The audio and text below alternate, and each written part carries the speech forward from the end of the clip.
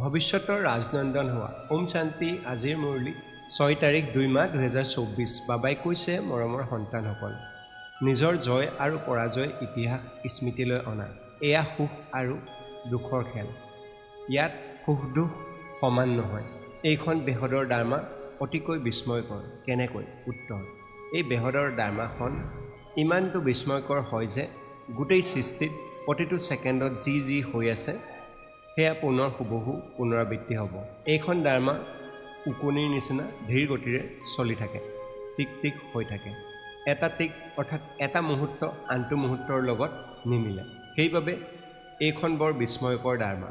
মনুষ্য ভাল আৰু বেয়া যি ভূমিকা চলে সেয়া সকলো নিৰ্ধাৰিত হৈ আছে। এই কথাটিও তোমালোক সন্তানসকলেহে বুজি পোৱা। ওম শান্তি ধাৰণাৰ বাবে মুখ্য সাৰ 1। পিতাৰ সমান স্নেহৰ সাগৰ হ'ব লাগে, দুখৰ সাগৰ নহয়। পিতাৰ নিন্দা কৰোৱা কোনো কাম কৰিব নালাগে। অতি অমায়িক অৰ্থাৎ মৰমীয়াল হ'ব লাগে। 2। যোগ বলেৰে পবিত্ৰ হৈ আকৌ আনকো পবিত্ৰ কৰি তুলিব লাগে। কাঁইটৰ জংঘলক ফুলৰ বাগিচা কৰি তোলাৰ সেৱা কৰিব লাগে। সদায় আনন্দিত হৈ থাকিব লাগে।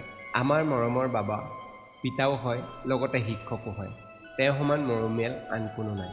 বৰদান, পৰমাত্মাৰ স্নেহপ্ৰাপ্ত কৰোঁতা এতিয়াৰ তথা ভৱিষ্যতৰ ৰাজনন্দন হোৱা। শ্লোগান, নিজৰ চেহেৰাৰে পবিত্ৰ চৰিত্ৰৰ প্ৰতিফলিত কৰাওঁতাসকলহে পৰমাত্মাৰ স্নেহী।